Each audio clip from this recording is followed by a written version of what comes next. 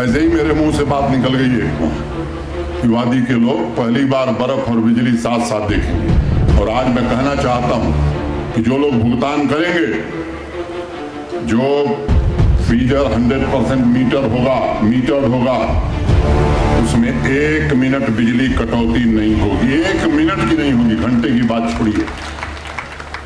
Prepaid meter लगाए जा रहे हैं, स्मार्ट मीटर लगाए जा रहे हैं। पिछले 3-4 वर्षों में भारत सरकार से 20,000 करोड़ से ज्यादा कर्जा हमने लेकर के बिजली दी यहाँ के लिए। मित्रों, ये व्यवस्था नहीं चल सकती। जो लोग सक्षम हैं, जो लोग दे सकते हैं, उनसे मैं निवेदन करना चाहता हूं कि सेवाओं के लिए तो भुगतान करना होगा। अच्छे गैजेट्स हम खरीद सकते हैं, फिर थोड़ी। और देश में सबसे सस्ती बिजली जम्मू कश्मीर में। हमारे अगल बगल पंजाब, हरियाणा, हिमाचल प्रदेश, अगल बगल के प्रदेशों में देखिए 1.5 गुना 2 गुना ज्यादा महंगी है बिजली। सबसे सस्ती बिजली हम दे रहे हैं। हम आपसे निवेदन करना चाहते हैं कि प्रशासन के इस काम में आप सहयोग करिए। जो गरीब हैं, जो नहीं दे सकते, अगर समर्थ लोग, जो लोग दे सकते हैं, वो देना शुरू कर दें, तो मैं आज यहां से घोषित कर रहा हूं, गरीब आदमी की बिजली की चिंता जम्मू कश्मीर प्रशासन कर लेगा। लेकिन जो दे सकते हैं वो तो दें। किसान जो मार्जिनल फार्मर है, उसकी हम चिंता जरूर करेंगे। लेकिन साहब, मकान हमारा 3 माले का, iPhone 14 Pro हमने रख लिया, डेटा हम इस्तेमाल कर रहे हैं 5G, और बिजली का बिल हम नहीं देंगे तो कैसे बिजली मिलेगी। ऋषि सूफी परंपरा के ध्वजवाहक शेखुल आलम तथा सैयद हुसैन सिमनानी की इस ऊर्जावान मिट्टी कुलगाम में लिटरेरी फेस्टिवल के आयोजन के लिए मैं डिस्ट्रिक्ट एडमिनिस्ट्रेशन, खासतौर से यहाँ के DC Shri Bilal, Indira Gandhi national centre for arts को बहुत बहुत शुभकामनाएं देता हूँ। यहाँ पहुँचने के पहले आज कुछ इंफ्रास्ट्रक्चर प्रोजेक्ट्स का भी लोकार्पण करने का अवसर मुझे मिला। मैं उसके लिए भी कुलगाम के सभी नागरिकों को अपनी शुभकामनाएं देता हूं। और मुझे विश्वास है कि समावेशी और सर्वस्पर्शी विकास के जिस लक्ष्य को लेकर के जम्मू कश्मीर अमृत काल की यात्रा कर रहा है, उसमें विकसित समाज के संकल्प को साकार करने में ये सभी प्रोजेक्ट्स नए सशक्त आधार की रचना करेंगे।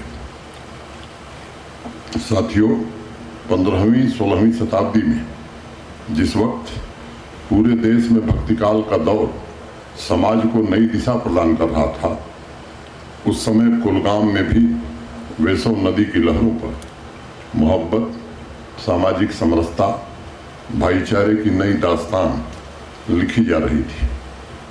भक्तिकाल के कवियों में के तमाम गीतों का निचोड़ था कि जब उत्सव में पूरा समाज, कलाकार, कवि और उनका सौंदर्य इकट्ठा हो जाता है, तब समझ में आता है कि वही श्रेष्ठतम साधना है। साहित्य माने लिटरेचर, ये मात्र शब्दों का खेल नहीं है, ये डूबने का खेल है। और इसमें डूबने का अर्थ है, आप जितनी गहराई में जाते हैं, वास्तविकता में आप उतने ही ऊपर उठते जाते हैं। कला हो, साहित्य हो, गीत हो, नृत्य हो, ये ऐसी संपदा है जो गुरु भी नहीं छीन सकता और न ही गोविंद छीन सकते हैं। एक बड़ी पुरानी कहावत है, एक दिन भगवान के पास माँ लक्ष्मी गई। माँ लक्ष्मी माने जो धन की देवी है, और उन्होंने कहा कि प्रभु, मैंने आपकी बड़ी सेवा की है, मुझे कुछ तो वरदान दे दीजिए। भगवान हंसे और बोले, जा तू जिसे चाहे वरदान दे दे, लेकिन छीनने का अधिकार सिर्फ मेरे पास होगा।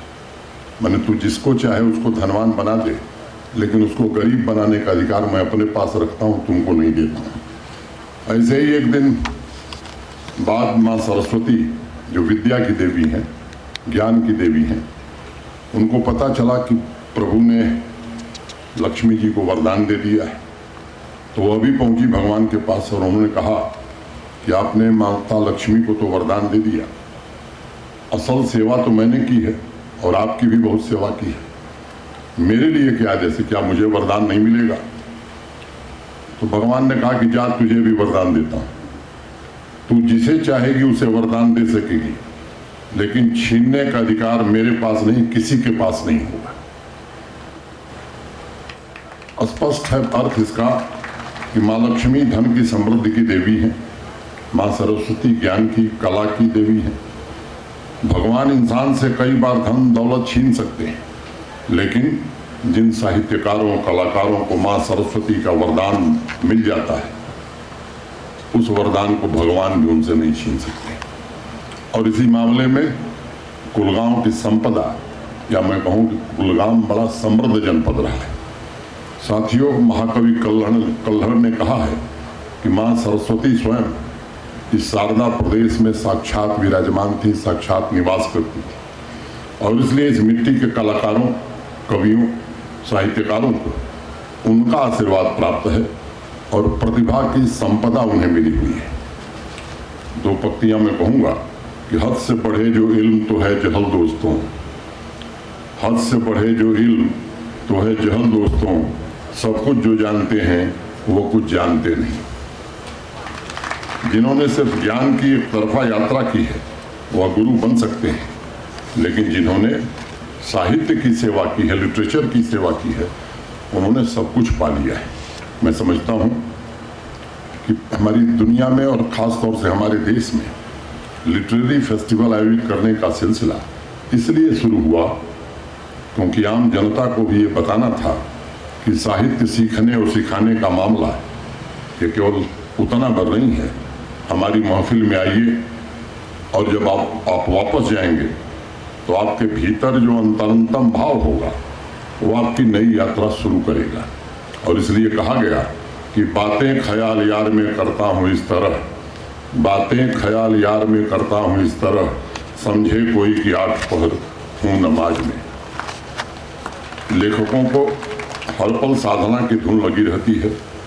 कुलगाम उसी भावना से ऋषि सूफी परंपरा का निर्वहन करता रहा है, और यहाँ की आवाम ने भी, खासतौर से यहाँ के युवा ने भी बढ़ चढ़ करके उस अंतरंतम भाव को पाने की आकांक्षा दिखाई है। जम्मू कश्मीर के प्रसिद्ध कवि बिल्हड़ ने लिखा है कि कुमकुम केसर और काव्य, कुमकुम केसर मैंने सफर और काव्य, ये दोनों सगे भाई हैं, लेकिन शारदा देश को छोड़ करके, मैंने कश्मीर को छोड़ करके दूसरी किसी जगह हिंदुस्तान में या दुनिया में इन्हें एक साथ नहीं देखा जा सकता है।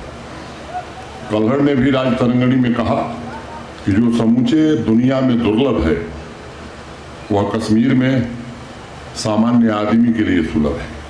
इसलिए मैं इसे ईश्वर खुदा का आशीर्वाद मानता हूँ जिन्होंने इस धरती को हृदय की गहराई वाली उन भावनाओं से परिचित कराया जो अनमोल है और दुनिया में दुर्लभ भी है। अनेक बार एक सवाल सुनने को मिलता है कि साहित्य, कला और संगीत आखिर ये है क्या? इसका आवाम की तरक्की से वास्ता क्या है? प्राचीन काल से इतिहास इस बात का गवाह है कि हमारे देश ने मानवता को ये सिखाया है कि जीवन यात्रा और विकास यात्रा ये एक तरफा नहीं हो सकती है। भौतिकता के साथ साथ सांस्कृतिक और आध्यात्मिक दृष्टिकोण यही जीवन को परिपूर्णता प्रदान करता है। जितना आवाम के विकास के लिए विज्ञान की जरूरत है, जितना आवाम के विकास के लिए इंफ्रास्ट्रक्चर की जरूरत है, उतनी ही आवश्यकता साहित्य की भी है। समाज में अगर संवेदनशीलता और करुणा है तो यकीन मानिए उसके पीछे साहित्यकारों की साधना है। विज्ञान और साहित्य इन दोनों का एक सम्यक बैलेंस ही समाज को समावेशी विकास की तरफ ले जा सकता है और उसे सार्थक बना सकता है। आवाम में हर एक व्यक्ति आशा से भरा हुआ होता है। उसे एक बेहतर भविष्य चाहिए, उसे बेहतर संसाधन चाहिए, उसे तरक्की के नए मार्ग चाहिए। साहित्य और कला उसकी इस यात्रा में चेतना बनकर उसे प्रोग्रेसिव तरीके से सोचने का माध्यम प्रदान करती है। और इसलिए हमारी प्राचीन परंपरा में कहा गया है कि कला और साहित्य इंसान के मन की खिड़कियां हैं, जो इंसान को अवसर प्रदान करती हैं कि वह न सिर्फ अपनी परंपरा को पोषित करे बल्कि विश्व में हो रहे परिवर्तन के अनुरूप नए संकल्प के साथ शांति और समृद्धि की यात्रा शुरू करे। जम्मू कश्मीर के बारे में कहा जाता है कि सुरपुर और कश्मीर दोनों में को अति सुंदर को शोभा को भवन रूप को कौन समुंदर। आप सोच सकते हैं कि जिस जम्मू कश्मीर के बारे में कवियों ने ऐसी उपमा दी, ऐसी चर्चा की, वहाँ विज्ञान और साहित्य को किस हालत में ला करके छोड़ दिया गया था। आप आज विचार करिए, पिछले 30-32 सालों से आतंकवाद के इकोसिस्टम ने यहाँ की खिड़की को बंद कर दिया था। आवाम को सिर्फ वही रास्ता दिखाया गया था जो आतंक के चंद सरपरस्त आवाम को दिखाना चाहते थे। और मैं इस बात को मानता हूँ कि आतंकवाद के इकोसिस्टम ने सिर्फ तरक्की की राह ही नहीं रोकी है बल्कि साहित्य और कला की गति को भी रोका है, उसके सौंदर्य को नष्ट किया है। विश्व का इतिहास इस बात का साक्षी है कि जिस क्षेत्र में विशेष रूप से ये आतंकवाद और अशांति को बल मिलता है, प्रश्रय मिलता है, वहाँ बर्बादी के सिवा कुछ भी नहीं बचता। आज आपके सामने दुनिया के अनेक ऐसे देशों के उदाहरण हैं। पिछले 3-4 वर्षों में जम्मू कश्मीर के कलाकारों से मिलने की कोशिश की गई है, उनकी व्यवस्था को समझने का प्रयास किया गया है। उनकी घुटन मैं महसूस कर सकता हूँ और आज मैं मानता हूँ कि अल्प समय में एक वातावरण बनाने की कोशिश की जा रही है कि कलाकार हो, साहित्यकार हो, प्रकृति के वास्तविक स्वरूप, जम्मू कश्मीर की वास्तविक आध्यात्मिक रचनात्मक ऊर्जा को केवल वही न महसूस करें, उनकी ऊर्जा हम भी महसूस करें, जम्मू कश्मीर प्रशासन भी महसूस करे और जम्मू कश्मीर की आवाम भी महसूस करे। मैं आज विशेष रूप से आग्रह करना चाहता हूँ कि इस पवित्र मुकद्दस धरती से इस तरह की आइडियोलॉजी के समूल उन्मूलन के लिए साहित्यकारों और कलाकारों को भी अपनी तरफ से मुखर होकर आवाज़ उठाने का वक्त आ गया है। सभी कलाकारों, कवियों और लेखकों के पास वह इल्म है जो आवाम के चेतना की खिड़की को खोल सकते हैं, उन्हें सही रास्ता दिखा सकते हैं और उन्हें 21वीं सदी में हो रहे बदलाव के बारे में जागरूक कर सकते हैं। नदियों, घाटियों के रोमांटिसिज्म, उसके सौंदर्य से अलग निकलकर उन्हें वास्तविक दर्पण भी दिखाना होगा। और मैं आपको यकीन दिलाना चाहता हूँ कि आतंकवाद, अलगाववाद का वक्त अब खत्म हो रहा है, अंतिम सांसें गिन रहा है और आवाम अगर फैसला कर लेगी तो यकीन मानिए वो दिन दूर नहीं है जब बचे कुछ है जो ध्वंसावशेष हैं वो भी जल्दी विदा हो जाएंगे यहाँ से। और यकीन मानिए आने वाली पीढ़ियाँ आपकी कृतज्ञ होंगी। जम्मू कश्मीर नहीं, पूरा देश आपका कृतज्ञ होगा। आज लगभग प्रत्येक शहर में सांस्कृतिक साहित्यिक आयोजन होने लगे हैं। स्पोर्ट्स मैं समझता हूँ कि गांव से लेकर कस्बों तक बड़ी मात्रा में हमारे नौजवान उसमें हिस्सा ले रहे हैं। समाज के सभी वर्ग के लोग, हमारे बच्चे, हमारी बच्चियाँ अपने मन मुताबिक जी सकें, इस तरह का वातावरण बन सका है। सड़कों पर संगीत और सभागारों में हो रही साहित्यिक चर्चा, यही तो असली जम्मू कश्मीर की तस्वीर रही है पूरी दुनिया के सामने। यह कोशिश हो रही है, ईमानदारी से हो रही है, शिद्दत से हो रही है। हर एक नागरिक, विकास के अंतिम कतार पर खड़े हर एक परिवार को आर्थिक प्रगति की मुख्य धारा से जोड़ा जाए। साहित्य, संगीत, कला और हमारी पुरातन संस्कृति को फिर से पुनर्स्थापित किया जाए, पुनर्जीवित किया जाए, ताकि 3 दशकों से मायूसी में जी रहा समाज नई ऊर्जा से, नए संकल्प के साथ अमृत काल की इस यात्रा में देश के अन्य राज्यों के साथ कंधा से कंधा मिलाकर चल सके। मैं उन आंकड़ों में नहीं जाना चाहता हूँ। 4 वर्षों में डेवलपमेंट इंडेक्स के जिस पैरामीटर पर आप देखेंगे, जम्मू कश्मीर बाकी राज्यों की तुलना में बेहतर करने लगा है। समाज कल्याण से लेकर इंफ्रास्ट्रक्चर में जितना धन, जितना प्रोत्साहन जम्मू कश्मीर को मिल रहा है, उसके लिए मैं भारत के सम्माननीय प्रधानमंत्री आदरणीय नरेंद्र मोदी जी के प्रति हृदय से कृतज्ञता ज्ञापित करता हूँ। उनकी जो प्रतिबद्धता है जम्मू कश्मीर को विकास के रास्ते पर आगे ले जाने की, उसके कारण मुक्त हस्त से धन देने का काम भारत सरकार ने जम्मू कश्मीर को किया है। और इसलिए मैं समझता हूँ कि यही माकूल समय है जब आवाम का हर एक व्यक्ति संकल्प ले, ऐसे तत्वों को अपने बीच पनपने नहीं देगा जो इस जमीन में षड्यंत्र रच रहे हैं। निर्दोष लोगों के लहू से जिनके हाथ रंगे हुए हैं, जिनकी आत्मा आज भी भटक रही है, मैं समझता हूं कि ये समाज को संकल्प लेने का वक्त आ गया है। जम्मू कश्मीर में टेरर इकोसिस्टम उस दिन पूरी तरह समाप्त हो जाएगा जब हर एक परिवार, समाज का हर अंग ये निर्णय ले लेगा कि ऐसे तत्व और उनके वजूद का हिस्सा न हमें बनना है, न उन्हें किसी प्रकार का आश्रय देना है। बहुत हो गया, निर्दोषों का बहुत खून बह चुका सब।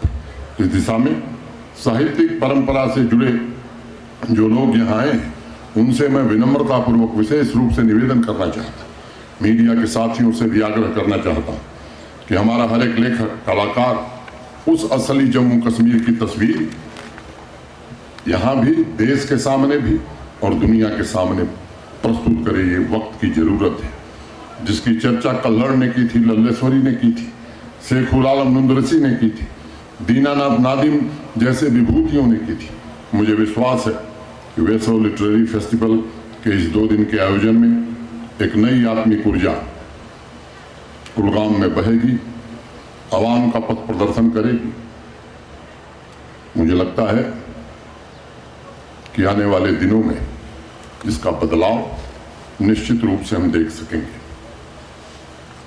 मैं जानता हूं, नज़दीक से मैं कहाँ क्या हो रहा है इसको देखने की कोशिश करता हूं। यहाँ के डिस्ट्रिक्ट एडमिनिस्ट्रेशन ने पिछले 2.5-3 वर्षों में जिस तरह का काम किया है, अगर मैं उसकी सराहना न करूं तो मुझे लगता है ये बेईमानी होगी। यहाँ के चुने हुए प्रतिनिधियों ने भी उसमें अपना सहयोग दिया है। मैं उनके प्रति भी हृदय से आभार व्यक्त करना चाहता हूँ।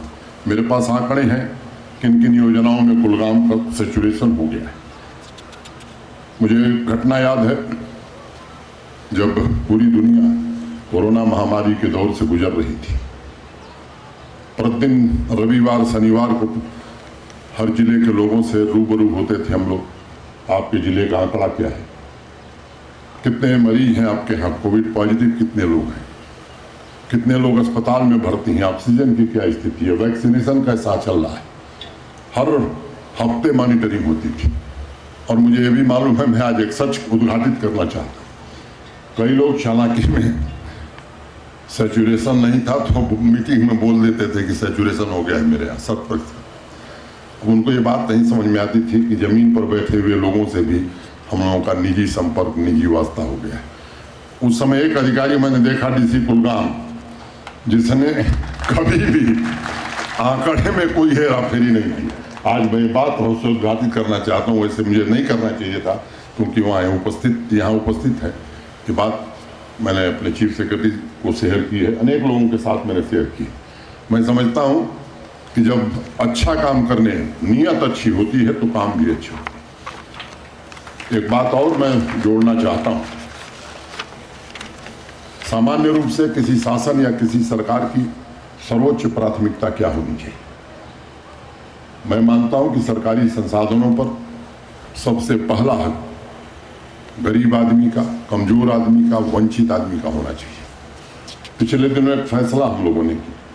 भारत सरकार ने 1,95,500 प्रधानमंत्री आवास जम्मू कश्मीर को दिए। हर जिले में जो एलिजिबल लोग थे उनको आवास दिया गया। आप सब जानते हैं कि गरीब आदमी के लिए घर केवल घर नहीं होता है, उसका एक सपना होता है। कुलगांव जिले में भी पिछले फाइनेंशियल ईयर में 2,795 प्रधानमंत्री आवास योजना के अंतर्गत घर दिए गए थे। मुझे खुशी है कि उसमें से 2,349 घर बना दिए गए, जो शेष हैं वो भी बना दिए जाएंगे। अभी इस वर्ष जिसका मैं जिक्र कर रहा था 1,95,500, उसमें कुलगांव जिले को 3,204 प्रधानमंत्री आवास योजना के अंतर्गत घर मिले हैं और इसमें से 2,563 लोगों को फर्स्ट इंस्टॉलमेंट दिया जा चुका है। जब ये प्रक्रिया चल रही थी उस समय मेरे पास कुछ लोग आए, श्रीनगर में भी आए, जम्मू में भी आए। उन्होंने कहा कि साहब मेरा नाम तो सूची में है लेकिन मेरे पास ज़मीन नहीं है, हवा में मकान कैसे बनेगा। देश के बाकी हिस्सों में ऐसा कानून था कि इन लोगों को सरकारी ज़मीन दी जा सकती थी, लेकिन जम्मू कश्मीर में ऐसा कानून नहीं था। कानून में बदल की गई और फैसला किया गया कि ऐसे लोग जो प्रधानमंत्री आवास योजना के लिए पात्र हैं, माने एलिजिबल हैं, और उनके पास ज़मीन नहीं है तो सरकार उन्हें 5 मरले ज़मीन उपलब्ध कराएगी। और मुझे बताया है वीडीसी ने कि 29 लोगों को उस योजना के अंतर्गत 5 मरले ज़मीन दी गई है। हम आप सब जानते हैं कि यहाँ के दलित माने शेड्यूल कास्ट और आदिवासी शेड्यूल ट्राइब भाइयों को एक अलग योजना के अंतर्गत प्रधानमंत्री आवास दिया जाएगा। जम्मू कश्मीर में शेड्यूल कास्ट की तुलना में शेड्यूल ट्राइब की आबादी ज़्यादा है। लगभग 47,000 घर उन्हें हम इस योजना में देने जा रहे हैं। एक दिन मैंने ट्राइबल अफेयर के जो सेक्रेटरी उनसे लिस्ट मंगाई थी। मैंने पूछा कि इसमें कितने लोग हैं जिनके पास ज़मीन नहीं है, तो आंकड़ा मुझे बताया गया कि 8,000 लोग हैं और ज़्यादातर बकरवाल लोग हैं जिनके पास ज़मीन नहीं। अब ये गरीबों को ज़मीन देना कौन सा अपराध है। जिस दिन ये फैसला हुआ लोग हमसे सवाल पूछ रहे थे कि किसको ज़मीन दी जा रही, बाहर के लोगों को बताया जा रहा है। मैं यहाँ कुलगाम के लोग बैठे हैं, मैं आपसे पूछना चाहता हूँ, डीसी कुलगाम है, 29 लोगों को ज़मीन दी, उसमें एक आदमी बाहरी है, कोई एक आदमी बाहरी है, कोई नहीं। आप सबसे मैं निवेदन करना चाहता हूँ कि आप जरा एक बार उस सूची को देखिए। ये कुछ लोग हैं जो लोगों को गुमराह करने की कोशिश करते रहे, कुछ लोग हैं जिन्होंने सरकारी संसाधनों का दुरुपयोग किया है, सरकारी जमीन का दुरुपयोग किया है। वो नहीं चाहते कि गरीबों को जमीन दी जाए और गरीबों की जिंदगी बेहतर हो सके, वो नहीं चाहते, इसलिए इस तरह की अफवाह फैलाने का काम करते हैं। आज मैं कहना चाहता हूं, उन्हें ये बात समझनी चाहिए कि वो दिन अब लद गए। अब सामाजिक न्याय, सामाजिक समरसता गरीब आदमी की प्राथमिकता, जम्मू कश्मीर प्रशासन की सर्वोच्च प्राथमिकता है और भारत के माननीय प्रधानमंत्री जी की भी सर्वोच्च प्राथमिकता है। अनेक यूथ एम्पावरमेंट बहुत ही बेहतर काम कुलगाम जिले में हुआ है। विभिन्न योजनाओं के अंतर्गत 7,286 नौजवानों को एम्प्लॉयमेंट, सेल्फ एम्प्लॉयमेंट देने का काम कुलगाम प्रशासन ने किया है। 50 करोड़ से ज़्यादा की धनराशि उन्हें उपलब्ध कराई गई है। अनेक आंकड़े हैं मेरे पास, मैं समझता हूँ इसकी ज़रूरत नहीं है। मैं आपको केवल 2 बात कह के अपनी बात खत्म करूंगा। मित्रों, तेजी से बदलाव हो रहा है। इस बदलाव में आप भी भागीदार बने और निश्चित रूप से मैं मानता हूं कि हमारी जीडीपी में भी ग्रोथ अच्छी है, टैक्स रेवेन्यू, टैक्स कलेक्शन हमारा बढ़ने लगा है, आर्थिक रूप से हम प्रगति के रास्ते पर हैं। अब समय आ गया है कि हम आत्मनिर्भर भारत ही नहीं, आत्मनिर्भर जम्मू कश्मीर बनावे, और वो केवल प्रशासन नहीं बना सकता है, यहाँ आपको भी उसके लिए आगे आना होगा। डीडीसी चेयरमैन साहब ने कुछ बातें उठाई हैं, सिविल सोसाइटी के मेंबरान जो आए थे उन्होंने भी कुछ बातें मुझसे कहीं, खासतौर से एग्रीकल्चर सेक्टर और हार्टिकल्चर की बात कही गई है। मैं उस 2 मिनट में अपनी बात खत्म करूँगा। मित्रों, मैं जानता हूँ कि जम्मू कश्मीर की 70% आबादी माने 13 लाख परिवार, 13 लाख फैमिली, ये एग्रीकल्चर और अलाइड एक्टिविटी पर उनका जीवन व्यतीत होता है। उसमें हार्टिकल्चर वाले भी हैं, डेयरी वाले भी हैं, फिशरी वाले भी हैं, सेरिकल्चर वाले भी हैं, सीप एंड हस्बेंड्री वाले भी हैं। उसमें से 2,62,000 परिवार ऐसे हैं जो मार्जिनल फार्मर हैं।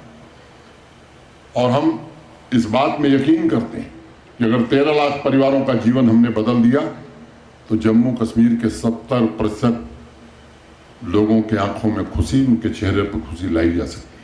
और इसको ध्यान में रखते हुए पिछले वर्ष देश के जाने माने कृषि वैज्ञानिकों को बुलाया था। यहाँ 3 दिन तक लगातार वो बैठे थे।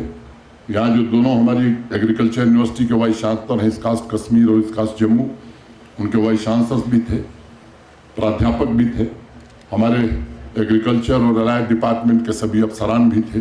3 दिनों के विचार मंथन के बाद होलिस्टिक एग्रीकल्चर डेवलपमेंट प्लान एक बना, और मैं आज आपको ये बताना चाहता हूँ, जिम्मेदारी से बताना चाहता हूँ कि देश के किसी राज्य से बेहतर प्लान हमने बनाया है।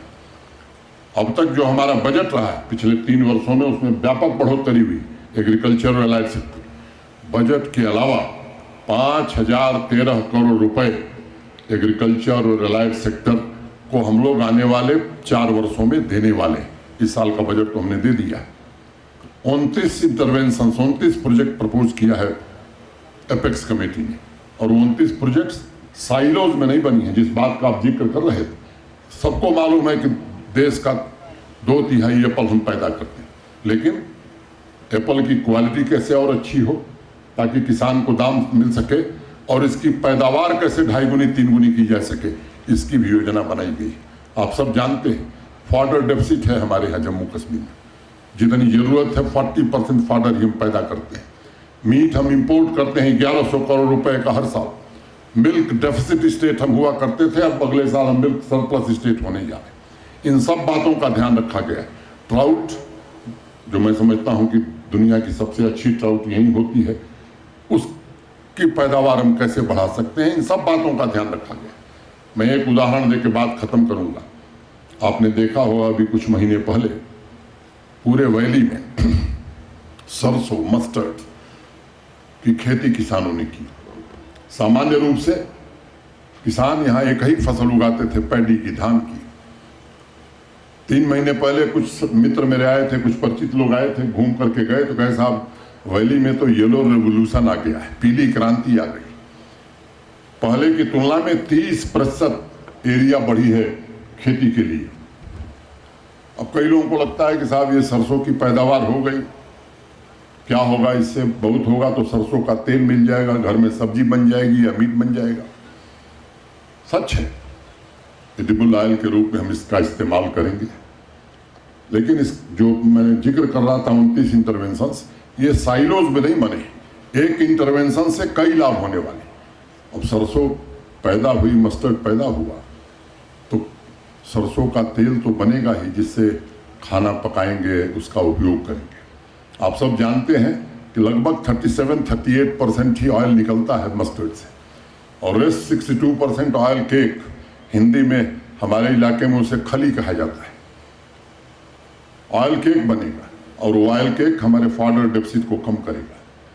और तीसरा बड़ा लाभ मैं बताता हूँ, विगत वर्षों की तुलना में इस वर्ष इस मस्टर्ड की पैदावार के कारण 35 दिन पहले मधुमक्खियां कश्मीर वैली में आ गई, जो हनी और बी कीपिंग का काम करते हैं। अगले वित्तीय वर्ष में उनको इतना लाभ मिलने वाला है जिसका अनुमान लोगों ने नहीं किया। तो जो चिंता आपने जताई है, मैं समझता हूं कि आप थोड़ा धैर्य रखिए। देश के किसी हिस्से से बेहतर आमदनी यहां किसानों की हो जाएगी। आज हम देश में 5वें नंबर पर हैं। हम आपको यकीन दिलाते हैं कि इस प्रोजेक्ट के इम्प्लीमेंटेशन के बाद जम्मू कश्मीर के किसान की आमदनी हिंदुस्तान में नंबर 1 होगी, नंबर 2 नहीं होगी। कुछ अस्पतालों का जिक्र हुआ, योजनाओं में तेजी लाने का जिक्र किया आपने, मैं सहमत हूँ। एक तो यहाँ की प्राकृतिक स्थिति ऐसी है, स्नोफॉल के कारण भी प्रोजेक्ट्स में देरी होती है। कुछ दिमाग में पहले से बैठा हुआ है कि प्रोजेक्ट शुरू हुई है तो कब पूरा होगी। ये पुरानी लिगेसी रही है, इस लिगेसी को तोड़ने में काफ़ी हद तक सफलता मिली है। मैं 2020 आज ही की तारीख 7 अगस्त 2020 को यहाँ आया था। उसके पिछले साल 2018-19 में 67,000 करोड़ रुपए खर्च करके जम्मू कश्मीर के यूटी कैपेक्स में 9,229 प्रोजेक्ट पूरे हुए थे, 9,229। और आज मैं आपको ये बताना चाहता हूँ कि पिछला जो फाइनेंशियल ईयर बीता है, 92,500 से ज़्यादा प्रोजेक्ट जम्मू कश्मीर प्रशासन ने पूरे किए, मोर देन 92,500। तो रफ्तार हमारी 10 गुनी बढ़ गई। 6 किलोमीटर सड़क बनती थी, अब 20 किलोमीटर रोज बना रहे हैं। 250 किलोमीटर का मैग्नेमाइजेशन होता था, अब 8,000 किलोमीटर से ज़्यादा का मैग्नेमाइजेशन हो रहा है। अनेक आंकड़े हैं। मैं समझता हूँ कि जिस काम के लिए मैं आया था उसी काम पर मैं अपनी बात रखना चाहता था। जब मैं आया था उसी साल गुलमर्ग जाने का अवसर मिला मुझे। विंटर स्पोर्ट्स हो रहा था, लोगों ने उसके पहले जब मैं रिव्यू कर रहा था कि पावर सिचुएशन क्या है, तब वो बातें मैं नहीं आपको बताना चाहता। ऐसे ही मेरे मुंह से बात निकल गई है वहाँ कि वादी के लोग पहली बार बर्फ और बिजली साथ साथ देखेंगे। और आज मैं कहना चाहता हूँ कि जो लोग भुगतान करेंगे, जो फीडर 100% मीटर्ड होगा, उसमें 1 मिनट बिजली कटौती नहीं होगी। 1 मिनट की नहीं होगी, घंटे की बात छोड़िए। प्रीपेड मीटर लगाए जा रहे हैं, स्मार्ट मीटर लगाए जा रहे हैं। पिछले 3-4 वर्षों में भारत सरकार से 20,000 करोड़ से ज्यादा कर्जा हमने लेकर के बिजली दी यहाँ के लोग। मित्रों, ये व्यवस्था नहीं चल सकती। जो लोग सक्षम हैं, जो लोग दे सकते हैं, उनसे मैं निवेदन करना चाहता हूं कि सेवाओं के लिए तो भुगतान करना होगा। अच्छे अच्छे गैजेट्स हम खरीद सकते हैं, फिर थोड़ी। और देश में सबसे सस्ती बिजली जम्मू कश्मीर में, हमारे अगल बगल पंजाब, हरियाणा, हिमाचल प्रदेश, अगल बगल के प्रदेशों में देखिए 1.5 गुना 2 गुना ज्यादा महंगी है बिजली। सबसे सस्ती बिजली हम दे रहे हैं। हम आपसे निवेदन करना चाहते हैं कि प्रशासन के इस काम में आप सहयोग करिए। जो गरीब हैं, जो नहीं दे सकते, अगर समर्थ लोग, जो लोग दे सकते हैं, वो देना शुरू कर दें, तो मैं आज यहां से घोषित कर रहा हूं, गरीब आदमी की बिजली की चिंता जम्मू कश्मीर प्रशासन कर लेगा। लेकिन जो दे सकते हैं वो तो दें। किसान जो मार्जिनल फार्मर है, उसकी हम चिंता जरूर करेंगे। लेकिन साहब, मकान हमारा 3 माले का, iPhone 14 Pro हमने रख लिया, डेटा हम इस्तेमाल कर रहे हैं 5G, और बिजली का बिल हम नहीं देंगे तो कैसे बिजली मिलेगी? मैं समझता हूं, मैं आप सबसे निवेदन कर रहा हूं, और इसलिए मैं कोई जबरदस्ती नहीं कर रहा हूं। मैं आपसे अर्ज कर रहा हूं कि इस मामले में आप सहयोग करिए।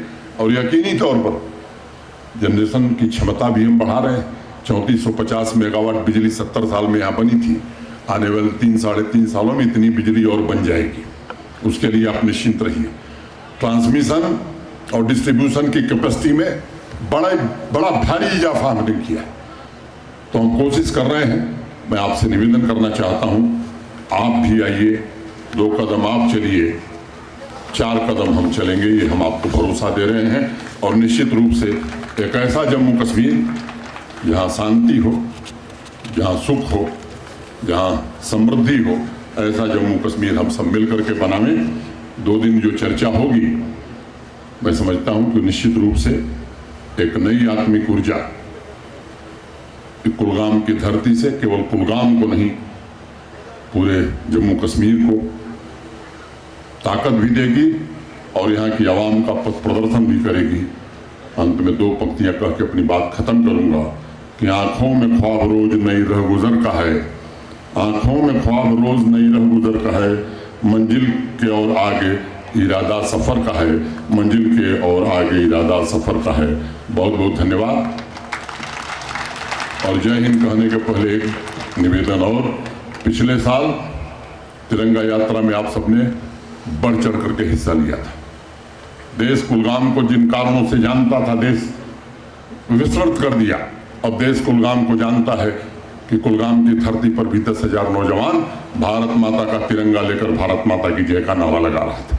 15 अगस्त आज़ादी का स्वतंत्रता दिवस आने वाला। मैं फिर से आपसे निवेदन करना चाहता हूँ कि जो भी आयोजन हो, आप बढ़ चढ़ करके इसमें हिस्सा लीजिए, और यही समृद्ध जम्मू कश्मीर बनाएगा, यही समृद्ध भारत बनाएगा। फिर से जम्मू कश्मीर का वो गौरव हासिल कराने में इसका सबसे बड़ा योगदान होगा। बहुत बहुत धन्यवाद। नमस्कार, जय हिंद।